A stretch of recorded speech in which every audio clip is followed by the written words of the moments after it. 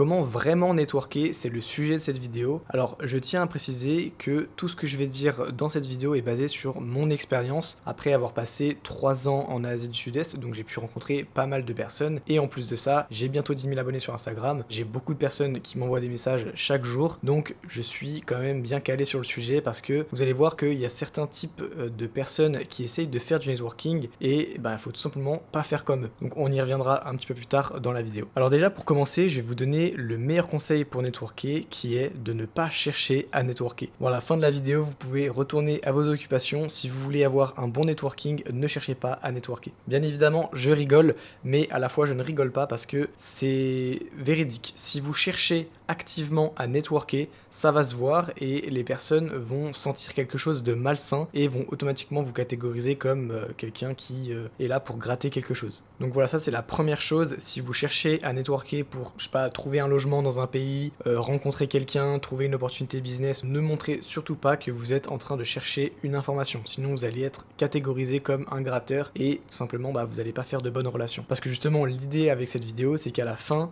vous soyez en mesure de vous faire de bonnes relations. Donc j'ai fait quelques notes sur mon ordinateur. Alors le premier point que j'ai noté, c'est déjà une question que tout le monde se pose quand il cherche à networker, c'est qui contacter. Alors déjà, vous ne devez pas vous poser cette question-là, vous devez plutôt vous dire qu'est-ce que j'ai à apporter. Ça c'est le premier élément. Faites une introspection sur vous. Est-ce que vous avez une compétence qui serait utile à certaines personnes? Est-ce que vous avez, je sais pas, une histoire en particulier? Est-ce que vous êtes quelqu'un d'intéressant? Aussi un point très important, on en reparlera à la fin de la vidéo, c'est d'ailleurs une technique qui est vachement répandue en Asie et surtout en Chine. C'est comme ça que les Chinois notamment font leurs meilleures négociations et trouvent des opportunités business, mais on y reviendra un petit peu plus tard. Alors oui, je disais, le premier truc à faire, c'est de devenir quelqu'un d'intéressant. Donc élevez vos compétences, élevez votre intelligence, élevez votre culture générale et tout simplement soyez quelqu'un d'intéressant. Sinon, vous allez être d'office catégorisé comme soit un ultra débutant, quelqu'un qui est pas intéressant,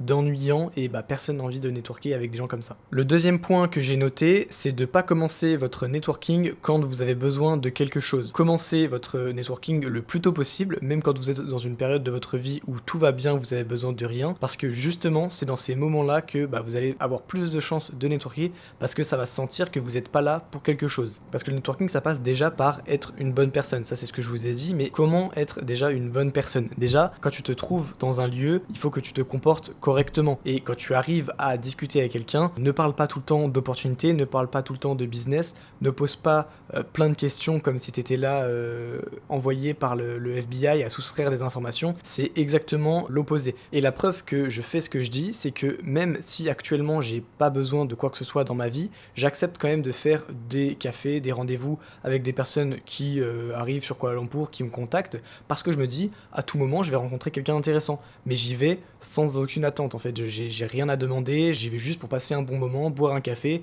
échanger avec quelqu'un, découvrir une nouvelle histoire et possiblement tomber sur quelqu'un d'intéressant. Et c'est d'ailleurs comme ça que j'ai rencontré tous mes amis ici sur Kuala Lumpur. Le troisième point, c'est de donner sans attendre en retour. Je vais vous donner un cas concret pour expliquer ça. Des fois, vous voyez des stories passer, des gens qui ont besoin d'un service, etc. Et vous, ce que vous faites, c'est que vous swipez et vous ne répondez pas à la story. Si vous êtes quelqu'un qui est proactif dans le networking, et ce que vous allez faire justement, c'est de donner. Alors, c'est vrai que c'est un peu malsain de dire ça parce que je vous dis de donner sans attendre en retour, mais ça, en vrai, c'est faux. On a tous dans notre subconscient, c'est la nature humaine, l'humain est fait comme ça. Quand on donne quelque chose, automatiquement, on espère du moins quelque chose en retour. Que ce soit maintenant, plus tard, on se dit qu'on fait les choses pour une raison et pas pour rien. Donc ça, il faut vivre avec, c'est un comportement normal de l'être humain. Donc quand vous voyez des fois des gens qui ont besoin d'aide dans une story, par exemple quelqu'un qui cherche, je sais pas, un graphiste, quelqu'un qui a besoin d'un service sur place, qui cherche une adresse ou quoi, n'hésitez pas à rendre service, même si sur l'instant T, vous avez besoin de rien, parce que le jour où vous aurez besoin d'un service, peut-être que cette même personne-là que vous avez aidé, elle va voir votre message et elle va vous répondre en retour. Donc voilà, c'est encore une fois en lien avec ce que je disais au début, ne faites pas les choses uniquement pour votre intérêt et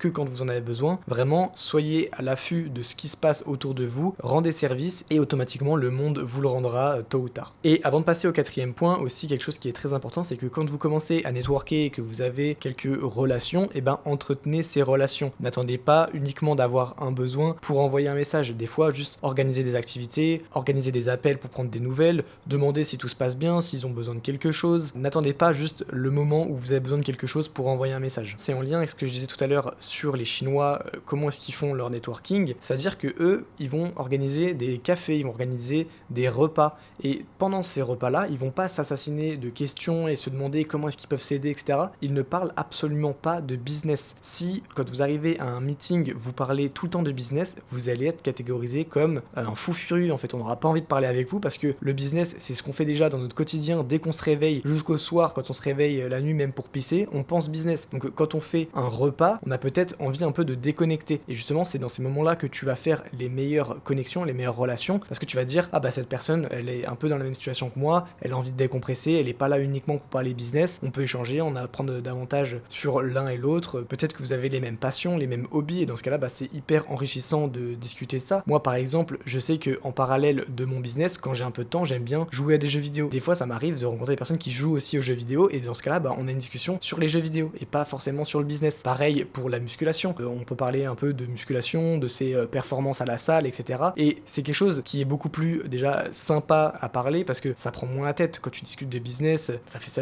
fait mal au crâne en fait. T'as pas envie de tout le temps passer ta journée à discuter business. Et à bout d'un moment, il faut passer à autre chose. Et il y a aussi quelque chose qu'il faut prendre en compte, c'est que avant d'être un client ou un partenaire, tu es une personne. Et comment est-ce qu'on juge un client? Eh ben on le juge sur sa personne. Donc c'est pour ça que c'est vraiment intéressant de ne pas discuter business et de plutôt approfondir la personne entre guillemets, savoir quel est son passé, quelles sont ses ambitions, quelles sont ses passions, ses centres d'intérêt, etc. Parce que c'est vraiment là que tu vas pouvoir voir si c'est une personne de confiance. Un exemple tout bête, et c'est d'ailleurs pour ça que c'est très important de prendre soin de soi, d'aller au sport, etc., de faire attention à ce que vous mangez, parce qu'en fait, ça va refléter qui vous êtes. Si vous voyez arriver un mec bien habillé, qui est en forme, il est musclé, il a le visage bien taillé, la police, etc.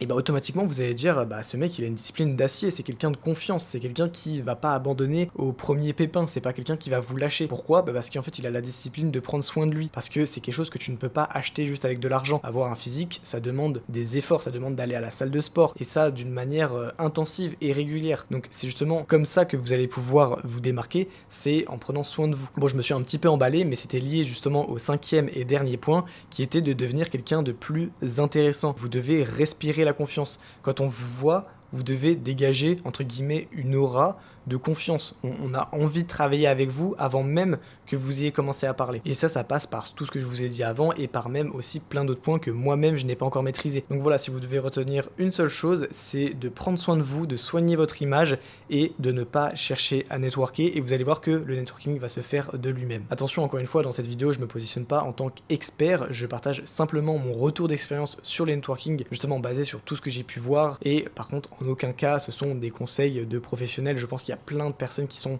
mieux placées que moi dans cette thématique justement du networking, mais voilà, en tout cas j'espère que cette vidéo vous a plu, j'espère que vous en ressortirez grandi, j'espère que vous avez appris des choses, et si c'est le cas, bah, n'hésitez pas à me le dire dans le commentaire. Et si vous m'avez découvert avec cette vidéo et que vous savez pas vraiment qui je suis, je vous mets une petite vidéo, une fiche en haut à gauche ou à droite pour vous rediriger vers une vidéo YouTube où j'explique absolument tout mon parcours, qui je suis, qu'est-ce que j'ai fait pour en arriver là. Et si vous savez déjà qui je suis et que vous voulez passer un cap et commencer à vivre du montage vidéo pour quitter la France, commencer à vivre un peu votre vie en Asie du Sud-Est, mais vous voulez vous faire accompagner, vous savez pas trop comment faire, il y a un lien dans la description qui va vous rediriger vers une vidéo explicative du métier de monteur vidéo, comment en vivre en 3 à 6 mois et surtout comment est-ce que moi je peux vous accompagner personnellement. Donc voilà, cliquez sur le lien dans la description si vous voulez vivre du montage vidéo d'ici 3 à 6 mois et commencer à voyager en Asie du Sud-Est. Moi je vous dis à la prochaine, ciao ciao.